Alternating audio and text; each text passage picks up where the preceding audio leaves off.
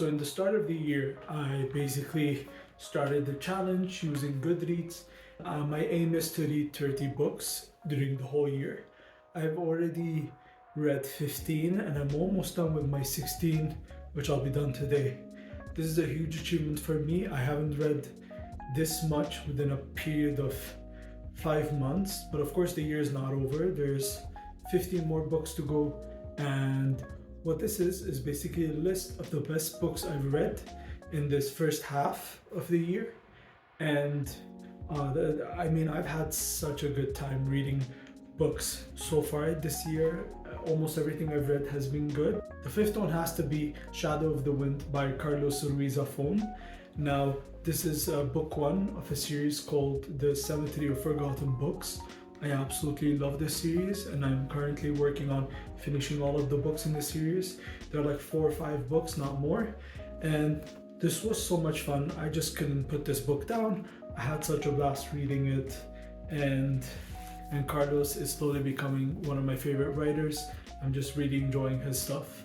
So that's Shadow of the Wind. Now number 4, I know I'm holding Words of Radiance, but number 4 is really Way of Kings by Brandon Sanderson. I just didn't have it right now with me as a book version. I donated mine to the library. So Way of Kings is such a lovely book. I enjoyed it even more than the second book in the series, even though this one was like rated the highest book on Goodreads, which is still insane. Don't quite understand why. But the first one is such an amazing book. We follow Kaladin, and then we follow the Light-Eyed People. We follow Bridge Crew. I love Bridge Crew. We follow so many awesome characters, and we see them develop throughout the story into something epic. And then there's this epic ending. And then as soon as you're done with that book, you're constantly wondering what's next. And you just want to pick up the next book and just go back into that world and stay in that world and never come out of that world. 5 out of 5. By the way, all of the books within the series are 5 out of 5.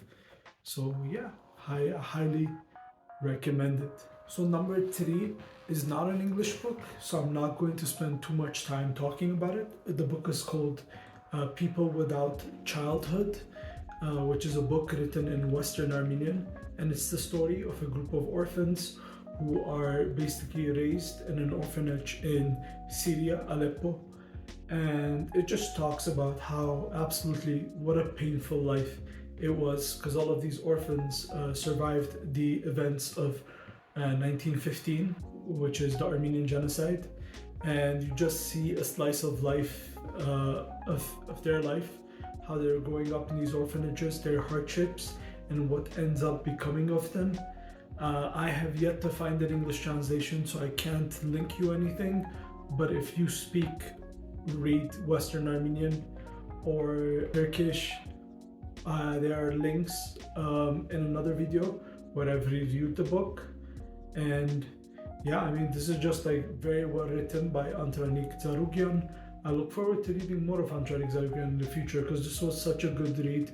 Good reads. It's a shame that we don't have some amazing literature translated into English. I feel like I want to do something about that in the future. I don't know what yet, but yeah, definitely one of the key Western Armenian books. Number 2 has to be Redwall. I had such a hard time deciding between number 2 or number 1. I really wanted to put Redwall number 1, and I almost did. But the only reason it's number 2 is that I took quite a break reading the first half of the book. Then I took a couple of months break, and I came back and read the other half of the book. There's just something in the middle that kind of makes you kind of need to take a break from this book. But I just love this book so much. I've been reading a lot of Brian Jacques. I already read the second book, which I also loved. And I just recently got Matameo, which is the 3rd book in the series, and I'm looking forward to getting started with that. Book very soon. So Redwall is a beautiful world of tiny mice who are trying to defend their home, the Redwall Abbey. There's awesome villains, there's awesome heroes, there's a quest, there's quirky, fun, colorful characters. This is not a kid's book. even though everybody says it is. This is a book that's timeless. Redwall is a book for all ages.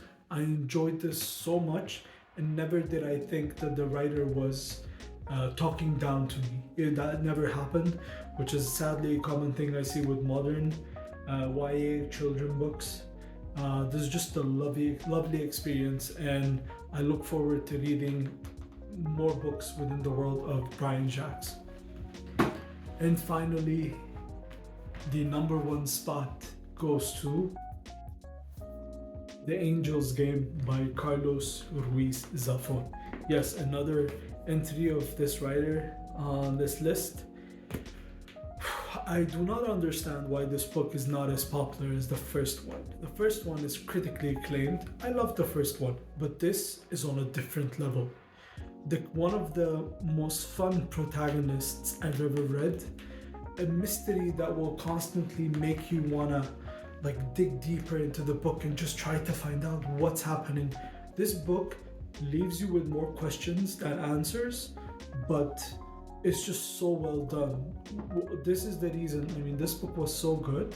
I literally picked up every other book within this series of Cemetery of Forgotten Books. And beautiful characters that you fall in love with.